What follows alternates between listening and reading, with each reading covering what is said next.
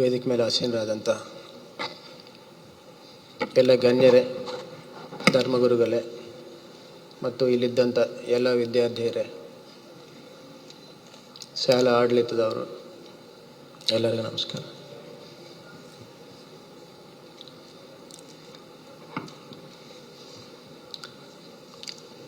ಇವತ್ತೊಂದು ಪ್ರೋಗ್ರಾಮ್ ಮಾಡ್ತಾ ಇದ್ದೀವಿ ಅಂತ ಹೇಳಿ ಬೆಳಗ್ಗೆ ನಮ್ಮ ಡಿ ಜಿ ಸರ್ಗೆ ಹೇಳ್ತಾ ಇದ್ದೆ. ಎ ಡಿ ಜಿ ಸರ್ಗೆ ಅವರೇನಂದಾರಂದರೆ, ಸುಮ್ಮನೆ ಹೇಗೂ ಟೆಸ್ಟ್ ಮಾಡ್ತಾ ಇದ್ರಲ್ವಾ, ಕೇಳಿಸ್ತಾ ಇದೆಯಲ್ಲ, ಕೇಳಿಸ್ತಿದೆಯಾ? ಓಕೆ. ಹೇಗೂ ನೀವು ಹೇಗೂ ವಾಲಂಟರಿ ಡ್ರಗ್ ಟೆಸ್ಟ್ ಮಾಡ್ತಾ ಇದ್ರಲ್ವಾ, ಅಲ್ಲಿಗೆ ಬಂದವರೆಲ್ಲರಿಗೆ ಕೂಡ ಹೊರಗಡೆ ಅಲ್ಲೇ ಟೆಸ್ಟ್ ಮಾಡಿಸಿ ಕಲಿಸ್ಬಿಡಿ ಅಂತ ಹೇಳಿ ಹೇಳಿದರು. ಸೊ ಆದರೆ ನಮ್ಮ ಪೂಜ್ಯರು ಬಿಷಪ್ ಅವರು ಹೇಳಿದ ರೀತಿಯಲ್ಲಿ ಸಾಧಾರಣವಾಗಿ ನಾವು ಇಂಥ ಮೀಟಿಂಗ್ ಮಾಡಿದ್ದಾಗ ಇಲ್ಲಿ ಅಭ್ಯಾಸ ಇರುವವರು ಬರುವುದಿಲ್ಲ. ಓಕೆ, ಆದರೂ ಕೂಡ ಇಲ್ಲಿಗೆ ಬಂದಿದ್ದರು ಬಂದಿಲ್ಲ ಅಂದರೂ ಕೂಡ ಈ ಅಭಿಯಾನದಲ್ಲಿ ಒಂದು ದಿವಸ ಪ್ರೋಗ್ರಾಮಿಂದ ನಾವು ಬದಲಾವಣೆ ಸಾಧಿಸಲಿಕ್ಕೆ ಅವಕಾಶ ಇದೆ ಅಂತಿದ್ದರೆ ಖಂಡಿತ ಎಲ್ಲ ಪ್ರಯತ್ನಗಳು ಮಾಡಬೇಕನ್ನೋ ಉದ್ದೇಶದಿಂದ ಇಲ್ಲಿ ಎಲ್ಲ ಸೇರಿಕೊಂಡಿದ್ವಿ. ಸೊ ಇಲ್ಲಿಗೆ ಬಂದಾಗ ಎಲ್ಲರೂ ನನ್ನನ್ನು ಕೇಳ್ತಾ ಇರ್ತಾರೆ, ಬಂದ ತಕ್ಷಣ ಫಸ್ಟ್ ಹೇಗಿದೆ ಸರ್ ಮಂಗಳೂರು ಅಂತ ಕೇಳ್ತಾರೆ. ಸೊ ಅದು ನಿಮಗೆ ಹೇಗಿದೆ ಅಂತ ಹೇಳಿ ಮಂಗಳೂರಿಗೆ ಬಂದಮೇಲೆ ಎಂತೆಂಥ ರೀತಿಯಲ್ಲಿ ಅನಿಸಿದೆ ಅಂತ ಹೇಳಿ ಮೇ ಬಿ ನಾವು ಮಾತಾಡಿ ಮುಗುವಷ್ಟರಲ್ಲಿ ಒಂದು 15 ನಿಮಿಷದಲ್ಲಿ ತಿಳಿಸ್ತೇನೆ. ಈ ಮಂಗಳೂರನ್ನು ನೋಡಿದ್ದಾಗ ಭಾಳ ಹೆಮ್ಮೆ ಆಗ್ತದೆ, ನನಗೆ ಭಾಳ ಖುಷಿಯಾಗಿರ್ತದೆ ಕೂಡ. ಒಂದು ರೀತಿ ಫೀಲಿಂಗ್, ನಾನು ಕೂಡ ಇಲ್ಲೇ ಇರ್ಬೋದಿತ್ತಲ್ವ ಅಂತೇಳಿ. ಯಾಕಂದರೆ ನಿನ್ನೆ ಇಲ್ಲೆಲ್ಲ ವಿದ್ಯಾರ್ಥಿಗಳಿಗೆ ಹೇಳ್ತಾ ಇದ್ದೇನೆ, ನನ್ನ ಬ್ಯಾಚ್ಮೇಟ್ ಒಬ್ಬರು ಫೋನ್ ಮಾಡಿದ್ದಾರೆ, ಬಸವರಾಜ್ ತೇಲಿ, ಮಹಾರಾಷ್ಟ್ರದಲ್ಲಿ DIG ಆಗಿದ್ದಾರೆ. ಫೋನ್ ಮಾಡಿ ಯಾವಾಗ ಬರ್ತಾ ಇದ್ದೀಯ ಅಂತ ಕೇಳಿದ್ದೇನೆ ಸುಮ್ಮನೆ. ನಾನು ನಿಜವಾಗ್ಲೂ ಅಲ್ಲಿ ಬರ್ತಾ ಇದ್ದೀನಿ, ಇವತ್ತು ನಿನ್ನೆ ಹೇಳಿದ್ದಾರೆ ನಾಳೆ ಬರ್ತೀನಿ ಅಂತ ಹೇಳಿ. ಏನೋ ಇಲ್ಲಿ ಯಾಕೆ ಬರ್ತಾ ಇದ್ದೆ, ಏನು ಸಂಬಂಧ ಇಲ್ಲ ಅಂತ. ನಾನು ಓದಿದ್ದು ಮಂಗಳೂರಿನಲ್ಲೇ ಅಂತೇಳಿ ಹೇಳಿದ್ದಾರೆ. ಸೊ ಭಾಳ ಖುಷಿಯಾಗಿತ್ತು. ಅವರಷ್ಟೇ ಅಲ್ಲ, ನೀವು ಕರೆಕ್ಟಾಗಿ ನೋಡಿದರೆ ನಮ್ಮಲ್ಲಿ ಕೂತಿದ್ದಂಥ ನಮ್ಮ DCP ಲಾ ಆ್ಯಂಡ್ ಆರ್ಡರ್ ಅವರು ಕೂಡ ಮಂಗಳೂರಿನಲ್ಲೇ ಓದಿದ್ದಾರೆ. ಈಗ ನಮ್ಮಲ್ಲಿದ್ದಂಥ ಧಾರವಾಡ SP ಅವರು ಕೂಡ ಮಂಗಳೂರಲ್ಲೇ ಓದಿದ್ದಾರೆ. ಅಷ್ಟೇ ಅಲ್ಲದೆ ಮಂಗಳೂರಿನಲ್ಲೇ ಓದಿದಂಥವರು ನಮ್ಮ ಮಂಗಳೂರಿನಲ್ಲೇ 1000 ಕೋಟಿಗಿಂತ ಹೆಚ್ಚು ವ್ಯಾಲ್ಯೂ ಇರುವಂಥ ಸಾಫ್ಟ್ವೇರ್ ಕಂಪನಿಗಳು ಮಾಡಿದ್ದಂಥವರು 3 ಜನಕ್ಕಿಂತ ಜಾಸ್ತಿ ಇದ್ದಾರೆ. ಸೊ ಇಷ್ಟೆಲ್ಲ ನೋಡಿ ಭಾಳ ಹೆಮ್ಮೆ ಆಗ್ತಾ ಇರ್ತದೆ ನನಗೆ. ಎಲ್ಲರನ್ನು ನೋಡಿದ್ದಾಗ ಒಂದು 5 ವರ್ಷ ಹಿಂದೆ ಎಷ್ಟು ದೊಡ್ಡ ಸಾಧನೆಗಳಿದ್ದಾವಪ್ಪ 5 ವರ್ಷ ಹಿಂದೆ ಇದ್ದಂಥ ಎಲ್ಲ ವಿದ್ಯಾರ್ಥಿಗಳಲ್ಲಿ ಕೂಡ ಅಂತ ಹೇಳಿ ಭಾಳ ಖುಷಿ ಆಗ್ತದೆ, ಎಲ್ಲ ನೋಡ್ತಾ ಇರ್ತೀವಿ. ಬಟ್ ಇವಾಗಿದ್ದಂಥ ವಿದ್ಯಾರ್ಥಿಯರನ್ನು ನೋಡಿದರೆ ಬರುವವರೆಲ್ಲರೂ ಕೂಡ ಭಾಳ ಇನ್ಸ್ಪಿರೇಷನ್ ಇಟ್ಕೊಂಡು, ಭಾಳ ಆಸೆಗಳಿಟ್ಕೊಂಡು ಎಲ್ಲ ಇಟ್ಕೊಂಡು ಇಲ್ಲಿಗೆ ಬರ್ತಾರೆ. ಬಂದಮೇಲೆ ಈ ವಿದ್ಯಾರ್ಥಿಗರೆಲ್ಲರೂ ಕೂಡ ನಿಜವಾಗಲೂ ಇದೇ ರೀತಿಯಲ್ಲಿ ಎಷ್ಟು ದೊಡ್ಡ ಸಾಧನೆ ಮಾಡಲಿಕ್ಕೆ ಅವಕಾಶ ಇದೆ, ಈ ಎಲ್ಲ ಪೊಟೆನ್ಷಿಯಲ್ನ ಕೂಡ ರೀಚ್ ಆಗ್ತಾ ಇದ್ದಾರಾ ಇಲ್ವಾ ಅಂತ ನೋಡಲಿಕ್ಕೆ ಎಲ್ಲರೂ ಬರ್ತಾ ಇದ್ದಾರೆ. ಏನೇನಾಗಲಿಕ್ಕೆ ಬೆಸ್ಟ್ PU ಕಾಲೇಜಸ್ ಇದ್ದಾವೆ, medical colleges, degree colleges, professional engineering colleges, ಏನು ಬೇಕಾದರೂ ಇದ್ದಾವೆ. ಈಗ ಸದ್ಯಕ್ಕೆ ನಾವು ಆಯ್ತಪ್ಪ ಒಂದು ಸುಮ್ಮನೆ ಟೆಸ್ಟ್ ಮಾಡಿಸೋಣ ಅಂತ ಹೇಳಿಬಿಟ್ಟು ಅಲ್ಲಿ ರೋಡ್ ಮೇಲೆ ಹೋಗುವವ್ರನ್ನು ಮತ್ತು ಕಾಲೇಜ್ ಸ್ಟೂಡೆಂಟ್ಸ್ನ ಟೆಸ್ಟ್ ಮಾಡಿಸಿದಾಗ ಪಾಸಿಟಿವ್ ಬರುವವರು ಯಾರು? ಪ್ರೊಫೆಷ್ನಲ್ ಡಿಗ್ರಿ ಓದುವಂಥ ಡಾಕ್ಟರ್ಸ್, ಇಂಜಿನಿಯರ್ಸ್, PU ಸ್ಟೂಡೆಂಟ್ಸ್, ಇವರಂತಲ್ಲ, ಎಲ್ಲ ರೀತಿಯಾದ ವಿದ್ಯಾರ್ಥಿಗಳು ಕೂಡ ಪಾಸಿಟಿವ್ ಬಂದಿದೆ. Which is to say that there are drugs everywhere, students drugs ತಗೊಳ್ತಾ ಇದ್ದಾರೆ ಅಂತ ಹೇಳಿ. ಭಾಳ ಕಷ್ಟ ಅನಿಸುತ್ತೆ ನಮಗೆ ಕೂಡ. ಅದನ್ನು ನೋಡಿ ಹೆಮ್ಮೆ ಅನಿಸಿದ್ದಾಗ ಇಲ್ಲೇ ಓದ್ಕೊಂಡು ಹೋಗಿ ಅವನು ಡಾಕ್ಟ್ರಾಗಿ ಇಲ್ಲಿಂದ ಮತ್ತೆ ಬೇರೆ ಕಡೆ ಹೋಗಿ ಅಲ್ಲಿಂದ ಡ್ರಗ್ಸ್ ತೊಗೊಂಡು ಇಲ್ಲಿದ್ದ ಬಾಕಿ ಮೆಡಿಕಲ್ ಸ್ಟೂಡೆಂಟ್ಸ್ಗೆ ಇಂಜಿನಿಯರಿಂಗ್ ಸ್ಟೂಡೆಂಟ್ಸ್ಗೆ ಸಪ್ಲೈ ಮಾಡ್ತಾ ಇದ್ದಾನೆ. ಅವನನ್ನು ಅರೆಸ್ಟ್ ಮಾಡಿದ್ವಿ ಮಂಗಳೂರು ಪೊಲೀಸರ ಕೈಯಿಂದನೇ.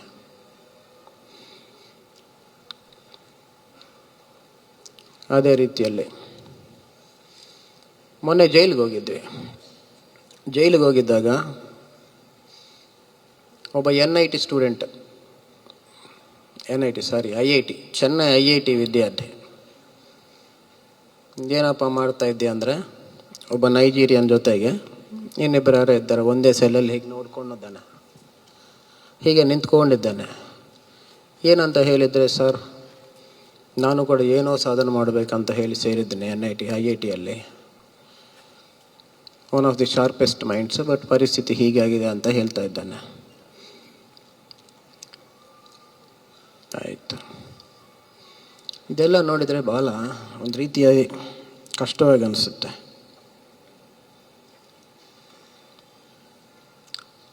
ಆಮೇಲೆ ಈ ಜೈಲು, ಈ ಹುಡುಗರ ಪರಿಸ್ಥಿತಿ ಹೀಗಿದೆ. ಕೆಲವರು ತಂದೆ ತಾಯಂದಿರು ಬರ್ತಾರೆ ನಮ್ಮ ಹತ್ರ. ಒಬ್ಬರು ಬಂದಿದ್ದಾಗ ನನ್ನ ಮಗಳಿದ್ದಾಳೆ, ಚೆನ್ನಾಗಿ ಓದ್ತಾಳೆ, ಯಾವುದೇ ಇಲ್ಲ, ಒಳ್ಳೆಯವಳು ನನ್ನ ಮಗಳು, ಯಾವುದೇ ಕೆಟ್ಟ ಅಭ್ಯಾಸ ಇಲ್ಲ, ಭಾಳ ಚೆಂದಾಗಿ ಓದ್ತಾ ಇದ್ದಳು, ಕ್ಲಾಸ್ ಟಾಪರಾಗಿ ಬರ್ತಾಯಿದ್ದಳು, ಡೈಲಿ ಕರೆಕ್ಟ್ ಟೈಮ್ಗೆ ಬರ್ತಾಳೆ ಹೋಗ್ತಾಳೆ ಅಂಥೇಳಿ. ಆಯ್ತಮ್ಮ, ಹಂಗಿದ್ರೆ ನನ್ನ ಹತ್ರ ಯಾಕೆ ಬಂದಿದ್ರಿ? ಇತ್ತೀಚೆಗೆ ಸ್ವಲ್ಪ ಹುಡುಗಿ ಸಿಟ್ಟು ಜಾಸ್ತಿ ಬರ್ತಾ ಇರೋದಿದೆ, ಯಾರೋ ಬಾಯ್ ಫ್ರೆಂಡ್ ಇದ್ದಾನೆ, ಅವನ ಜೊತೆ ಹೋಗ್ತಾ ಇದ್ದಾಳೆ ಬರ್ತಾ ಇದ್ದಾಳೆ. ಆಯ್ತಮ್ಮ, ಮೇಜರ್ ಅಂತಲ್ಲ, ಏನು ಮಾಡ್ತೀವಿ? ಇಲ್ಲ ಸರ್, ಹುಡುಗಿ ಬ್ಯಾಗ್ ಹುಡುಕಿದ್ದಾಗ ನನಗಿದು ಸಿಕ್ಕಿದೆ ಅಂಥೇಳಿ ಒಂದು ಸಣ್ಣ ಪ್ಯಾಕರ್ ಕೊಟ್ಟಿದ್ದಾಳೆ, ಕವರ್. ನಮ್ಮೆಲ್ಲರಿಗೆ ಗೊತ್ತು ಇಷ್ಟು ಸಣ್ಣ ಪ್ಯಾಕೆಟಲ್ಲಿ ಏನಾಗತ್ತೆ ಅಂಥೇಳಿ. ಅವನು ತಂದು ಡ್ರಗ್ ಕೊಟ್ಟಿದ್ದಾನೆ. ಈ ಹುಡುಗಿ ಕೂಡ ಅಭ್ಯಾಸ ಶುರುವಾಗಿದೆ. ಅವರಿಗೆ ಭಯ ಆಗ್ತಾ ಇದೆ. ಈಗ ನಾನು ಹೋಗಿ ನನ್ನ ಮಗಳನ್ನು ಕಾನ್ಫ್ರಂಟ್ ಮಾಡಿದರೆ, ನೀನು ಯಾಕೆ ಡ್ರಗ್ಸ್ ತಗೊಳ್ತಾ ಇದ್ದೀಯಾ ಅಂತ ಹೇಳಿದರೆ ಯಾವ ರೀತಿ ರಿಯಾಕ್ಟ್ ಆಗ್ತಾಳೆ ಅಂತ ಹೇಳಿ. ಫಸ್ಟ್ ಡಿನೇಯಲ್ಲಿ ಹೋದರೆ ಆಯಿತು, ಅಗ್ರೆಸಿವ್ ಆಗಿ ನಾನು ಮಾಡ್ತೀನಿ ಹೋಗ್ಬಿಡ್ತೀನಿ ಅಂತ ಅವನ ಜೊತೆ ಹೋಗಿ ಆ ಡ್ರಗ್ಸಲ್ಲೇ ಬಿದ್ದರೆ ಏನು ಮಾಡಬೇಕಂತ ಹೇಳಿ. ಸರಿ ಆಯಿತಾ, ಕೊಟ್ಟವನು ಅರೆಸ್ಟ್ ಆಗಿದ್ದಾನೆ. ಇವತ್ತೊಂದೇ ಕೇಸ್ ಆಗಿದೆ, ಡ್ರಗ್ ಕೇಸ್, ಅವಂದೇ ಪಾಪ. ಆದರೆ ಇಷ್ಟು ವರ್ಷ ಕಷ್ಟಪಟ್ಟ ತಂದೆ ತಾಯಿ ಈ ರೀತಿ ಬಂದರೆ ಅವನು ತಪ್ಪು ಮಾಡಿದ್ದಾನೆ, ಅರೆಸ್ಟ್ ಮಾಡಲೇಬೇಕಾಗತ್ತೆ. ಈ ಹುಡುಗಿಗೆ ಅನ್ಯಾಯ ಆಗಿದೆ. ಯಾರು ಮಾಡಿದ್ದಾರೆ? ಇನ್ನೊಬ್ಬ ತಾಯಿ ಬಂದಿದ್ದಾಳೆ, ಅಳ್ತಾ ಇದ್ದಳು, ನನ್ನ ಮಗನಿಗೆ ಏನೂ ಗೊತ್ತಿಲ್ಲ ಸರ್, ಅವನು ದಿವಸಕ್ಕೆ 5 ಸಲ ನಮಾಜ್ ಮಾಡ್ತಾನೆ, ಎಲ್ಲರೂ ಒಂದೇ ಇದ್ದಾರೆ. ಇಲ್ಲಮ್ಮ, ಅಲ್ಲಿ ಹಿಂದೂ ಮುಸ್ಲಿಂ ಅಂತ ಏನೂ ಇಲ್ಲ, ನಾವೆಲ್ಲ ಒಂದೇ, ಹೀಗೆ ಏನಿಲ್ಲ, ಎಲ್ಲ ಸುಮ್ಮನೆ ಹೇಳ್ತಾ ಇರ್ತಾರೆ ಅಂಥೇಳಿ. 24 ಗಂಟೆ ಹಿಂದೂಗಳ ಮನೆಯಲ್ಲೇ ಇರ್ತಾನೆ ಸರ್ ಅವನು, ಎಲ್ಲರೂ ಒಟ್ಟಿಗೆ ಇರ್ತಾರೆ ಸರ್, ಅಂಥವನನ್ನು ತೊಗೊಂಡೋಗಿ ನೀವು ಅರೆಸ್ಟ್ ಮಾಡಿದರೆ. ಯಪ್ಪ, ಏನಂತ ನೋಡಿದರೆ ಎಲ್ಲ ಹಿಂದೂ ಮುಸ್ಲಿಂ ಇದರಲ್ಲೇನಿಲ್ಲ, ಎಲ್ಲ ಒಟ್ಟಿಗೆ ಡ್ರಗ್ಸ್ ಸಪ್ಲೈ ಮಾಡ್ತಾ ಕೂತ್ಕೊಂಡಿದ್ದಾರೆ. ಅವನು ಅರೆಸ್ಟ್ ಆಗಿದ್ದಾನೆ. ಈಗ ಅರೆಸ್ಟ್ ಆದಮೇಲೆ ಅವನನ್ನು ಬಿಡ್ಸೋಕ್ಕಾಗತ್ತಾ? ಪೊಲೀಸರ ಹತ್ರ ಇಟ್ಕೊಂಡು ಸಿಕ್ಕಿದರೆ ಆಟೋಮ್ಯಾಟಿಕ್ಕಾಗಿ ಪೊಲೀಸ್ ಕೆಲಸ ಪೊಲೀಸ್ ಮಾಡ್ತಾರೆ. ಸೊ ಈ ಎಲ್ಲದಕ್ಕೆ ಮೂಲ ಎಲ್ಲಿದೆ ಅಂತ ತಿಳ್ಕೊಳ್ಳಿಕ್ಕೆ ಜೈಲಿಗೆ ಹೋಗಿದ್ವಿ. ಸೊ ನಾವು ಕೂಡ ನಮ್ಮ ಪೊಲೀಸ್ ಅಧಿಕಾರಿಗಳೆಲ್ಲರಿಗೂ ಕೂಡ ಸ್ವಲ್ಪ ಪ್ರಯತ್ನ ಮಾಡಿ ಅಂತ ಹೇಳಿದ್ದಾಗ ಭಾಳ ಅಚ್ಚುಕಟ್ಟಾಗಿ ಚೆಂದಾಗಿ ಪ್ರಯತ್ನ ಮಾಡಿಕೊಂಡು ಊರಲ್ಲಿದ್ದಂಥ ಡ್ರಗ್ ಪೆಡ್ಲರ್ಸ್ನ ಎಷ್ಟೋ ಜನರನ್ನು ಅರೆಸ್ಟ್ ಮಾಡಿದ್ದಾರೆ. ನಾವು ಕರೆಕ್ಟಾಗಿ ಲೆಕ್ಕ ನೋಡಬೇಕು, ನಿಮಗೆ ಫಿಗರ್ಸ್ ಕೊಡಬೇಕಂದ್ರೆ ಈಗಲೂ ಕೂಡ 120 ಜನ ನಮ್ಮ ಮಂಗಳೂರು ಜೈಲಿನಲ್ಲೇ ಡ್ರಗ್ ಪೆಡ್ಲಿಂಗ್ ಕೇಸಸಲ್ಲೇ ಒಳಗಡಿದ್ದಾರೆ. ಮೊದಲು 50 ಜನ ಇರ್ತಿದ್ದರು, ಈಗ 120 ಜನ ಆಗಿದ್ದಾರೆ. ಅದು ನಮಗೆ ಗೊತ್ತು. ಇನ್ನೊಂದು 50 ಜನ ಕೂಡ ಇನ್ನೂ ಹೊರಗಡೆ ಇದ್ದಾರೆ. ಅವರು ಕೂಡ ಶೀಘ್ರದಲ್ಲೇ ಹೋಗಿ ಅವರೊಟ್ಟಿಗೆ ಅದರಲ್ಲಿ ಕೂತ್ಕೊಳ್ತಾರೆ, ಪೆಡ್ಲರ್ಸ್ ಎಲ್ಲರೂ ಕೂಡ. ನಮ್ಮ ಜೈಲಲ್ಲಿ 2 ರೀತಿ ಜನ ಇದ್ದಾರೆ, ಅಥವಾ 3 ಅಂದ್ಕೊಳ್ಳಿ. 80% ಈ ಜೈಲಲ್ಲಿದ್ದವರೆಲ್ಲರೂ ಕೂಡ ಯಾವುದೋ ಒಂದು ರೀತಿಯಲ್ಲಿ ಡ್ರಗ್ಸ್ ಜೊತೆಗೆ ಎಫೆಕ್ಟ್ ಆಗಿದ್ದಾರೆ. ಒಂದು ಈ 120 ಜನ ಪೆಡ್ಲರ್ಸ್, ಅಥವಾ 2ನೇ ಬ್ಯಾಚ್ ಈ 120 ಜನರು ಕೊಟ್ಟಂಥ ಡ್ರಗ್ಸ್ ತೊಗೊಂಡು ಆ ಇನ್ಫ್ಲೂಯೆನ್ಸಲ್ಲಿ ಏನೋ ಒಂದು ಅಫೆನ್ಸ್ ಮಾಡಿದ್ದಂಥವ್ರು. ಮಾತಾಡ್ತಾ ಇದ್ದಾಗ ಅವ್ರು ಹೇಳ್ತಾರೆ ಎಲ್ಲರೂ, ಏನು ಗೊತ್ತಿಲ್ಲ ಸರ್, ಏನೋ ನಶೆಯಲ್ಲಿ ಮಾಡಿಬಿಟ್ಟಿದ್ದೀನಿ ಅಂತ ಹೇಳಿ. ಸೊ ಯಾರೇ ಆವಾಗ ಅನ್ನಿಸ್ತದೆ, ನಾಳೆ ಬೆಳಗ್ಗೆ ಇಲ್ಲಿದ್ದ ಯಾರು ಬೇಕಾದರೂ ಕೂಡ ಆ ಪರಿಸ್ಥಿತಿಯಲ್ಲಿ ಹೋಗಿ ಅಲ್ಲಿರಲಿಕ್ಕೆ ಒಂದು ಅವಕಾಶ ಇದೆ. ಕಾರಣ ಏನಂದರೆ, ನಮ್ಮಲ್ಲಿ ಇದ್ದಂಥ ಒಂದು ಥಿಂಕಿಂಗ್ ಪವರ್ ಅದನ್ನು ನಾವು ಕಲ್ಕೊಳ್ತೀವಿ. ಡ್ರಗ್ಸ್ ಇನ್ಫ್ಲುಯೆನ್ಸಲ್ಲಿ ಕಲ್ಕೊಂಡಿದ್ದಾಗ ಆಟೋಮ್ಯಾಟಿಕ್ಕಾಗಿ ನಾವು ಕೂಡ ಹೋಗಿ ಆ ಜೈಲಲ್ಲಿರಲಿಕ್ಕೆ ಪ್ರತಿಯೊಂದು ಅವಕಾಶವೂ ಇದೆ. ಕೆಲವರು ತಂದೆ ತಾಯಿ ಬರ್ತಾ ಇದ್ದಾರೆ, ಏನಂತ ಹೇಳಿದ್ರೆ ಅವ್ನು ಡ್ರಗ್ಸ್ ತೊಗೊಂಡು ನನ್ನನ್ನು ಹೊಡಿತಾ ಇದ್ದಾನಂತ ಹೇಳಿ. ಅದಕ್ಕಿಂತ ಇನ್ನೇನು ಬೇಕಾಗಿದೆ?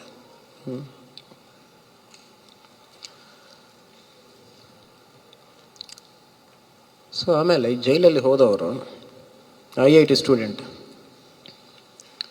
ಸರ್ ನಾನೀಗ ಹೊರಗಡೆ ಬಂದ್ಬಿಟ್ಟು ಏನಾದರೂ ಒಳ್ಳೇದು ಮಾಡಿಕೊಂಡು ಓದಬೇಕು ಅನ್ಕೊಳ್ತೀನಿ ಸರ್, ಒಂದು ಒಳ್ಳೆಯ ಕಂಪನಿ ಮಾಡೋದು, ಕೆಲಸಕ್ಕೆ ಹೋಗೋದು ಮಾಡಬೇಕಂತ ಹೇಳ್ತಾನೆ.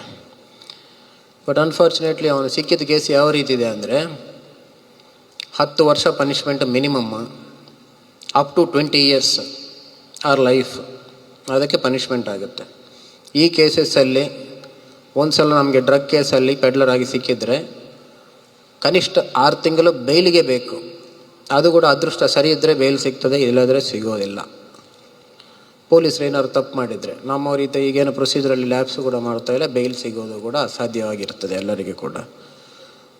1 ಸೆಕೆಂಡ್ ನಾವು ಒಂದು ತಪ್ಪು ಡಿಸಿಷನ್ ತೊಗೊಂಡು ಬೇರೆಯವರಿಗೆ ಡ್ರಗ್ಸ್ ಸಪ್ಲೈ ಮಾಡಲಿಕ್ಕೆ ಹೋದರೆ ಏನಾಗತ್ತಂದರೆ, ನೆಕ್ಸ್ಟ್ 10 ವರ್ಷ ಜೈಲಲ್ಲಿ ಇರ್ತೀರಿ.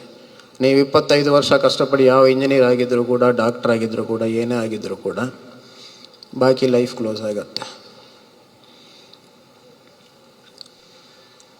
ನಮ್ಮಲ್ಲಿದ್ದೆಲ್ಲರಿಗೆ ಕೂಡ ನಾವು ಒಂದೇ ಹೇಳ್ತಾ ಇರೋದು, ಇಲ್ಲಿ ಆ ಜೈಲಲ್ಲಿದ್ದವರೆಲ್ಲರೂ ಕೂಡ ಒಂದು 2-3 ವರ್ಷ ಹಿಂದೆ ಅಥವಾ ಒಂದು 6 ತಿಂಗಳ ಹಿಂದೆ ಅವರೆಲ್ಲರೂ ಕೂಡ ನಿಮ್ಮ ರೀತಿಯಲ್ಲೇ ಎಲ್ಲೋ ಕಾಲೇಜಲ್ಲಿ ಫ್ರೆಂಡ್ಸ್ ಜೊತೆಗೆ ಅಥವಾ ಹೊರಗಡೆ ಕೂತ್ಕೊಂಡು ಚೆಂದಾಗಿದ್ದವ್ರೆ.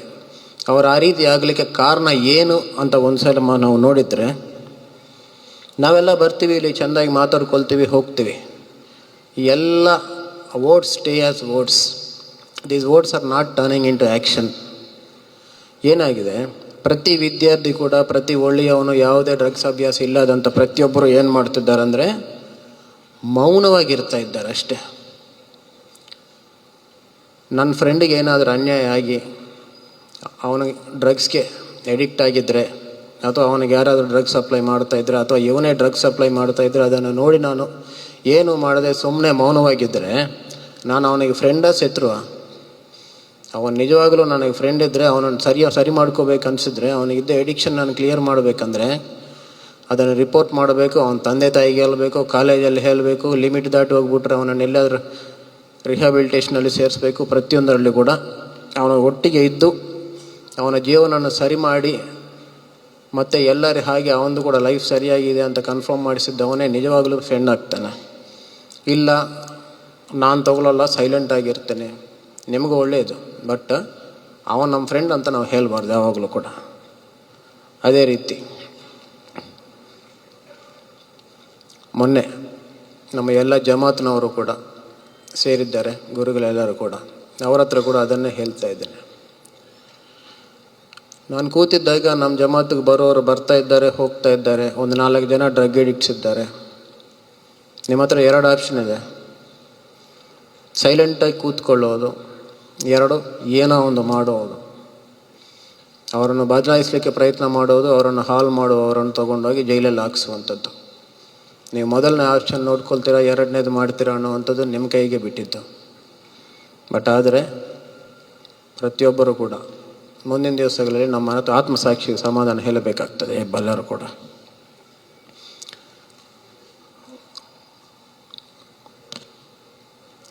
ಈ ಸ್ಟೂಡೆಂಟ್ಸ್ಗೆ ಮತ್ತು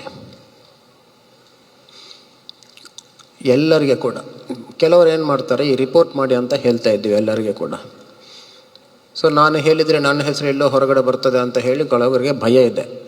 ಸೊ ಅದಕ್ಕೆ ನಾವು ಇಂಡಿಪೆಂಡೆಂಟಾಗಿ ಯಾರಿಗೆ ಗೊತ್ತಿಲ್ಲದೆ ಅನಾನಿಮಸ್ ಆಗಿ ಕಂಪ್ಲೇಂಟ್ ಮಾಡಿ ಅಂತ ಒಂದು QR ಕೋಡ್ ಎಲ್ಲರಿಗೆ ಕೂಡ ಕೊಟ್ಟಿದ್ವಿ.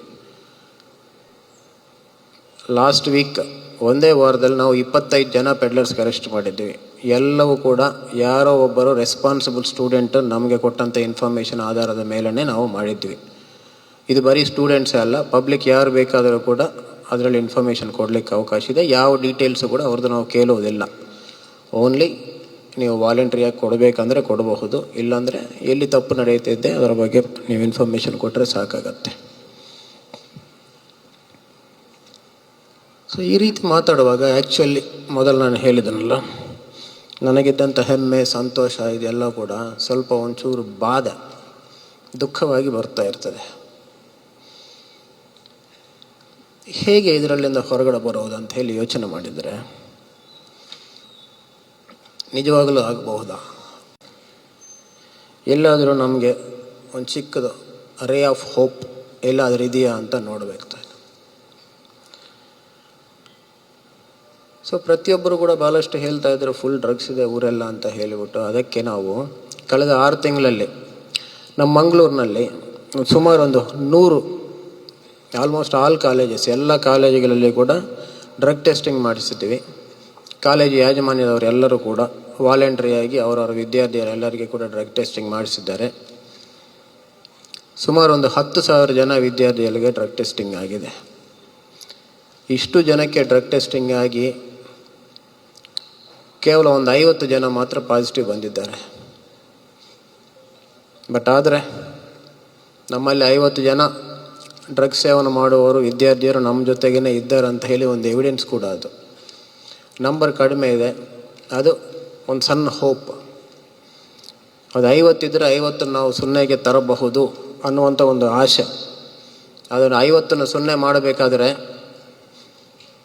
ಈಗ ನಾವೇನು ಮಾತಾಡ್ತಾ ಇದ್ದೀವಿ, ಈ ಮಾತುಗಳನ್ನು ಆ್ಯಕ್ಷನಾಗಿ ಚೇಂಜ್ ಮಾಡಿದರೆ ಎಲ್ಲರೂ ಕೂಡ ಅವರ ರೋಲ್ ಏನಿದೆ ಅಂತ ಅರ್ಥ ಮಾಡಿಕೊಂಡು ಮಾಡಿದರೆ, ಸ್ಟೂಡೆಂಟ್ಸ್, ಪೇರೆಂಟ್ಸ್, ಗುರುಗಳು, ಕಾಲೇಜ್ ಯಾಜಮಾನ್ಯ ಎಲ್ಲರೂ ಮಾಡಿದರೆ ನಮ್ಮ ಎಲ್ಲ ಕ್ಯಾಂಪಸ್ಸು, ಸೊಸೈಟಿಯನ್ನು ಕೂಡ ಕಂಪ್ಲೀಟಾಗಿ ಡ್ರಗ್ ಫ್ರೀ ಮಾಡಬಹುದು ಅಂತ ಹೇಳಿ ನಾನು ನಂಬ್ತೇನೆ. ಪ್ರತಿಯೊಬ್ಬ ವಿದ್ಯಾರ್ಥಿ ಕೂಡ ಒಂದು, ನಾನು ಡ್ರಗ್ಸ್ ತಗೊಳ್ಳೋದಿಲ್ಲ, ದೂರವಾಗಿರ್ತೀನಿ. ಎರಡನೇದು, ಬೇರೆಯವರು ತಗೊಳ್ತಾ ಇದ್ದರೆ ನಾನು ಮೌನವಾಗಿ ಇರೋದಿಲ್ಲ, ರಿಪೋರ್ಟ್ ಮಾಡ್ತೀನಿ. ನಮ್ಮ ಕ್ಯಾಂಪಸ್ಸಲ್ಲಿ, ನಮ್ಮ ಸ್ಕೂಲಲ್ಲಿ, ನಮ್ಮ ಕಾಲೇಜ್ ಸುತ್ತಮುತ್ತ ಯಾರಾದರೂ ಡ್ರಗ್ಸ್ ಪೆಡ್ಲಿಂಗ್ ಮಾಡ್ತಾಯಿದ್ರೆ ಅಥವಾ ಮಾರಾಟ ಮಾಡ್ತಾಯಿದ್ರೆ ಅವ್ರ ಬಗ್ಗೆ ನಾನು ರಿಪೋರ್ಟ್ ಮಾಡ್ತೀನಿ. ಅನಾನಿಮಸ್ ಆಗಿ ಮಾಡ್ಬೋದು, ಸಮಸ್ಯೆನಿಲ್ಲ. ಸೊ ಇಂಥ ಒಂದು ನಿರ್ಣಯ ತಗೊಂಡ್ರೆ ಖಂಡಿತ ಮಾಡಬಹುದು. ಕಾಲೇಜಿನವರೆಲ್ಲರಿಗೆ ಕೂಡ ಎಸ್ಪೆಷಲಿ ಅಡ್ಮಿಷನ್ ಟೈಮಲ್ಲಿ ಬರುವಂಥ ಎಲ್ಲ ವಿದ್ಯಾರ್ಥಿಯರಿಗೆ ಕೂಡ ನೀವು ಡ್ರಗ್ ಟೆಸ್ಟಿಂಗ್ ಮಾಡಿಸಿ. ಆಮೇಲೆ ಎವ್ರಿ 3 months ಒನ್ಸ್ ನಾವು ಡ್ರಗ್ ಟೆಸ್ಟಿಂಗ್ ಮಾಡಿಸ್ಕೊಳ್ಳೋದು. ಮಾಡಿಸಿದ ಮೇಲೆ ಯಾರಾದರೂ ಪಾಸಿಟಿವ್ ಬಂದರೆ ಎಲ್ಲರನ್ನೂ ರಿಹ್ಯಾಬಿಲಿಟೇಷನ್ ಮಾಡಿಸೋವಂಥದ್ದು. ಅದೇ ರೀತಿ ಎಲ್ಲ ಜಮಾತಲ್ಲಿ ಕೂಡ ಯಾರಾದರೂ ಹುಡುಗರು ಈ ಡ್ರಗ್ಸ್ಗೆ ಎಡಿಕ್ಟ್ ಆಗಿದ್ದಾರಂತ ಅನುಮಾನ ಬಂದರೆ ಅವ್ರ ಬಗ್ಗೆ ಕಾಳಜಿ ತಗೊಳ್ಳುವಂಥದ್ದು.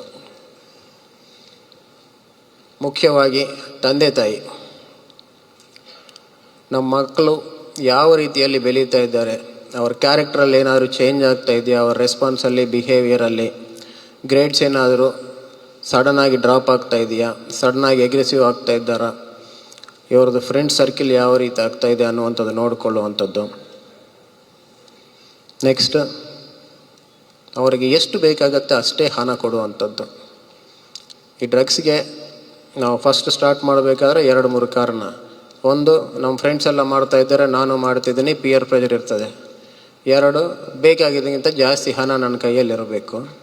ಇನ್ನೊಂದು, ಒಂದು ಸಲ ಎಕ್ಸ್ಪೆರಿಮೆಂಟ್ ಮಾಡಿ ನೋಡೋಣ ಅಂತೇಳಿ ಒಂದು ಫೀಲಿಂಗ್ ಇರಬೇಕು. ಅಲ್ಲಿಂದ ಸ್ಟಾರ್ಟ್ ಮಾಡಿಕೊಂಡು ಎಲ್ಲ ಹಾಳಾಗ್ತಾ ಇರೋದು. ಈ ಸ್ಟೇಜ್ ಕಟ್ಟಾಗಬೇಕಂದ್ರೆ ಪೇರೆಂಟ್ಸ್ ರೋಲ್ ಭಾಳ ಇಂಪಾರ್ಟೆಂಟ್ ಆಗುತ್ತೆ. ಇಲ್ಲಿ ಎಲ್ಲರೂ ಕೂಡ ಅವರವರ ರೋಲ್ ಕರೆಕ್ಟಾಗಿ ಪ್ಲೇ ಮಾಡಿ ಈ ನಶಾಮುಕ್ತ ಮಂಗಳೂರಿಗಾಗಿ ಪ್ರತಿಯೊಬ್ಬರು ಕೂಡ ಪ್ರಯತ್ನ ಮಾಡಿದರೆ ಖಂಡಿತವಾಗಿ ನಮ್ಮಿಂದ ಈ ಲಕ್ಷ್ಯವನ್ನು ಸಾಧಿಸಲಿಕ್ಕೆ ಅವಕಾಶ ಇದೆ. ಇನ್ನೊಂದೇನೆಂದರೆ, ಇಲ್ಲಾದರೂ ಡ್ರಗ್ ಎಡಿಕ್ಟ್ಸ್ ಇದ್ದರೆ ನಮ್ಮವರೆಲ್ಲರೂ ಕೂಡ ಅವನೊಬ್ಬ ಕಳ್ಳ ಇದ್ದಂಗೆ ದೂರ ಕಲ್ಲಾಕೋದು, ಅದು ಇದು ಮಾಡೋದು, ಕಳ್ಳನ್ನು ನೋಡಿದಂಗೆ ಮಾಡೋದು, ಇದೆಲ್ಲ ಇರ್ತದೆ. ಆದರೆ 2-3 ರೀತಿ ಜನ ಇದ್ದಾರೆ, ಎಲ್ಲ ಸಾಧನೆ ಮಾಡಿದ್ದವರು. ಯಾವಾಗಲೂ ಕೂಡ ಯಾವ ಕೆಟ್ಟ ಚಟ ಹತ್ರ ಕೂಡ ನಾನು ಹೋಗಲೇ ಇಲ್ಲ ಅನ್ನುವಂಥವ್ರು. 1. 2, ನನ್ನ ಕೆಟ್ಟ ಚಟಗಳಿದ್ದಾವೆ, ಅದನ್ನು ಬಿಟ್ಟು ಕೊಡ್ತೇನೆ, ನಾನು ಸಾಧನೆ ಮಾಡ್ತೇನೆ ಅನ್ನುವಂಥವ್ರು. ಮೂರನೇದು, ನನ್ನ ಕೆಟ್ಟ ಚಟಗಳಿತ್ತು, ನಾನು ಎಲ್ಲವನ್ನು ಬಿಟ್ಟು ಕೊಟ್ಟಿದ್ದೀನಿ, ಈಗ ಪರ್ಫೆಕ್ಟ್ ಆಗಿದ್ದೀನಿ, ನನಗೆ ಬೇಕಾಗಿದ್ದ ಸಾಧನೆ ಮಾಡಿದ್ದೀನಿ, ಮಾಡ್ತಾ ಇದ್ದೀನಿ ಅನ್ನುವಂಥವ್ರು. ಒಬ್ಬನು ಈಗಾಗಲೇ ಡ್ರಗ್ ಎಡಿಕ್ಟ್ ಆಗಿದ್ದರೆ ಅದಕ್ಕೇನು ಸಮಸ್ಯೆ ಏನಿಲ್ಲ. ಹೌದು, ನಾನು ಡ್ರಗ್ ಎಡಿಕ್ಟು, ನಾನು ಈ ಅಭ್ಯಾಸವನ್ನು ಬಿಡಬೇಕು ಅನ್ಕೊಳ್ತಾ ಇದ್ದೇನೆ, ಸಂಪೂರ್ಣವಾಗಿ ನಾನು ಪರ್ಫೆಕ್ಟ್ ಆಗಬೇಕಂತ ಅನ್ಕೋತಾ ಇದ್ದೀನಿ ಅಂತ ಹೇಳಿ ಯಾವ ದಿವಸ ನೀವು ಆಕ್ಸೆಪ್ಟ್ ಮಾಡಿಕೊಂಡು ಹೊರಗಡೆ ಬರ್ತೀರೋ ಅದೇ ದಿವಸ ನಿಮ್ಮ ಡೆವಲಪ್ಮೆಂಟ್ ಸ್ಟಾರ್ಟ್ ಆಗ್ತದೆ. ಆ್ಯಕ್ಚುಲಿ ಅದನ್ನು ನಿಮ್ಮನ್ನು ನೋಡಿಕೊಂಡು ನೀವೇ ಹೆಮ್ಮೆ ಪಡುವಂಥ ಒಂದು ಸ್ಥಿತಿ ಅದು. ನಾನು ಆ ರೀತಿ ಇದ್ದೀನಿ, ಈಗಿಲ್ಲ, ಸರಿಯಾಗಿದ್ದೀನಿ ಅಥವಾ ಸರಿಯಾಗಬೇಕಂತ ಬಯಸ್ತಾ ಇದ್ದೀನಿ ಅಂತ ಇದ್ದ ದಿವಸ ನಿಮ್ಮನ್ನು ನೋಡಿ ನಮ್ಮೆಲ್ಲರಿಗೂ ಕೂಡ ಹೆಮ್ಮೆ ಆಗ್ತದೆ. ಸೊ ಆ ರೀತಿ ನೀವೆಲ್ಲರೂ ಕೂಡ ಯಾರಾದರೂ ನಿಮ್ಮವರಿದ್ದರೆ ಅವ್ರಿಗೆ ತಿಳಿಸಿ ಅವರನ್ನು ಕೂಡ ಬದಲಾಯಿಸಲಿಕ್ಕೆ ಪ್ರಯತ್ನ ಮಾಡಬೇಕಂತ ಕೋರ್ತೇವೆ. ಅದೇ ರೀತಿ ಆಲ್ ಸ್ಟೂಡೆಂಟ್ಸ್, ಪೇರೆಂಟ್ಸ್, ಎಲ್ಲ ಧರ್ಮಗುರುಗಳು ಮತ್ತೆಲ್ಲ ಕಾಲೇಜಿನವರೆಲ್ಲರಿಗೂ ಕೂಡ ನಾವೆಲ್ಲ ಸೇರಿ ಪ್ರಯತ್ನ ಮಾಡಿದರೆ ಖಂಡಿತವಾಗಿ ಇದನ್ನು ಸಾಧನೆ ಮಾಡಬಹುದು. ನಾವು ಮಾಡ್ತಾ ಇರುವಂಥ ಇದು ಬರೀ ಅವೇರ್ನೆಸ್ಸು ಮತ್ತು ಭಾಷಣ ಕೊಡಲಿಕ್ಕೆ ಮಾತ್ರ ಅಲ್ಲ, ಇದನ್ನು ನಾವು ಆ್ಯಕ್ಷನ್ ಆಗಿ ಚೇಂಜ್ ಮಾಡಿ ಖಂಡಿತವಾಗಿ ಮುಂದಿನ ದಿವಸಗಳಲ್ಲಿ ನಶಾಮುಕ್ತ ಮಂಗಳೂರಿಗಾಗಿ ನಾವು ಸಾಧನೆ ಮಾಡೋಣ ಅಂತ ಹೇಳಿ ಎಲ್ಲರೂ ಕೂಡ ಕೈ ಜೋಡಿಸಿ ಪ್ರಯತ್ನ ಮಾಡೋಣ ಅಂತ ತಿಳಿಸ್ತಾ ನನ್ನ ಮಾತು ಮುಗಿಸ್ತೇನೆ. ಧನ್ಯವಾದಗಳು.